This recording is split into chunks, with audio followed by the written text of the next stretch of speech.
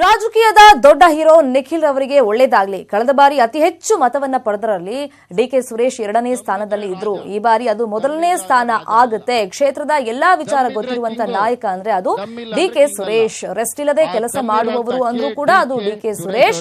ಬೆಂಗಳೂರು ನಗರಕ್ಕೆ ಸಿಎಂ ರವರು ಕೊಟ್ಟಿರುವಂತಹ ಅನುದಾನ ಇತಿಹಾಸವನ್ನೇ ಸೃಷ್ಟಿ ಮಾಡಿದೆ. ಭಾರತ ದೇಶದಲ್ಲಿ ರೈತರ ಸಾಲ ಮನ್ನಾ ಮಾಡಿದ ಪ್ರಥಮ ಸಿಎಂ ಅಂದ್ರೆ ಅದು ಕುಮಾರಸ್ವಾಮಿಯವರು ಅಂತ ಶಾಸಕ ಮುನಿರತ್ನ ಅವರು ಕೂಡ ಮಾತನಾಡಿದರು. ರಾಜ ಮಹಾರಾಜರ ಕಾಲಗಳಿಂದ ರಾಜ್ಯ ಆಳಬೇಕು ಅಂದ್ರೆ ಒಂದು ಮಾತು ಹೇಳ್ತಾ ಇದ್ರು, ದಮ್ಮಿದ್ರೆ ರಾಜ, ದಮ್ಮಿಲ್ಲ ಅಂದ್ರೆ ರಾಜ ಅಲ್ಲ.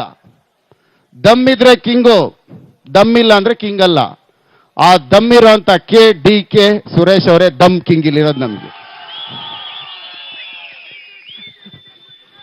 ಯಾಕೆ ಅಂದ್ರೆ ದಮ್ ಅನ್ನೋದು ಹೆಂಗಿರತ್ತೆ ಅನ್ನೋದಕ್ಕೆ ಸಾಕ್ಷಿ 10 ದಿನಗಳಿಂದ ಒಬ್ಬ ಅಭ್ಯರ್ಥಿನ ಪ್ರತಿಸ್ಪರ್ಧಿಯಾಗಿ ನಿಲ್ಲಿಸೋದಕ್ಕೆ ಪ್ರಯತ್ನಗಳು ನಡೀತಾನೆ ಇದೆ. ಯಾರು ಸಹ ನಾನು ಇದೀನಿ ಅಂತ ತೊಡೆ ತಟ್ಟವ್ರು ಯಾರೋ ಬಂದಿಲ್ಲ. ಕೊನೆಗೆ ಯಾರೋ ಒಬ್ರು ಕುಸ್ತಿ ನೋಡ್ತಾ ಇರ್ತಾರೆ, ಯಾರು ಮೈದಾನದಿಲ್ಲ ಅಂದ್ರೆ ಹಿಂದೆ ಇದ್ದು ಒಬ್ಬನ್ ತಳ್ಳಿಬಿಡ್ತಾರೆ. ಹಿಂಗೆ ಅವನು ಸುಮ್ಮನೆ ಹೋಗಿ ನಿಂತ್ಕೊಂಡ್ಬಿಡ್ತಾನೆ, ಕುಸ್ತಿನೂ ಗೊತ್ತಿರಲ್ಲ. ಇವತ್ತು ನಮ್ಮ ಗ್ರಾಮಾಂತರ ಲೋಕಸಭಾ ಕ್ಷೇತ್ರದ ಪರಿಸ್ಥಿತಿ ಅದಾಗಿದೆ.